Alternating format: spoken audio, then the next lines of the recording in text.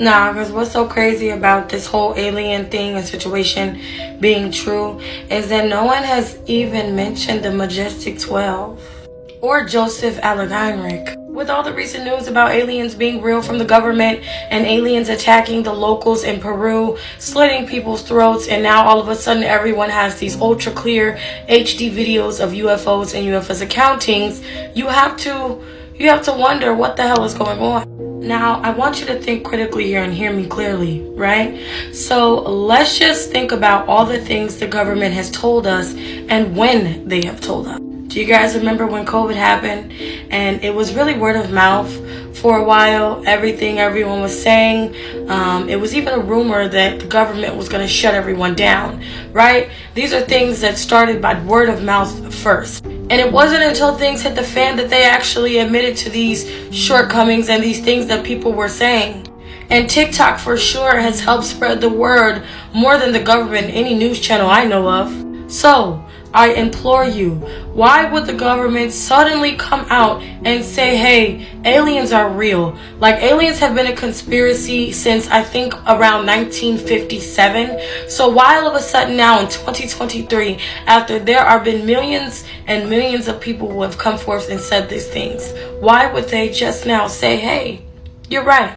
I honestly think some shit hit the fan at Area 51, because no matter how deep we go into these aliens being real, no one's speaking about Area 51. I mean, do you guys not remember where we were thinking all the aliens were in the first place?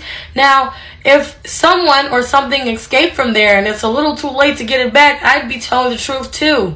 There are people that are put into place by the government specifically to deter us and to make us feel as though these things we are thinking and seeing are crazy, and that is the Majestic 12. Now, these are the OGs from Project Blue Dream.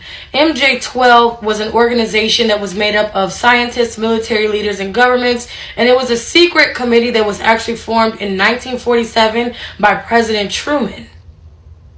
They were proposed to basically investigate all alien spacecraft. So basically, before anyone would get on scene to any UFO possible sighting crash, they would go first and try to sweep everything under the rug. Now, these are the actual documents that are public to everyone online, and as you can see, they started to write something across the top to try to basically disregard the whole secret organization. And these are actually the names of everybody that was in it, and as you can see, it's dated for May 22nd of 1949. Now, this is Joseph Allen Hynek.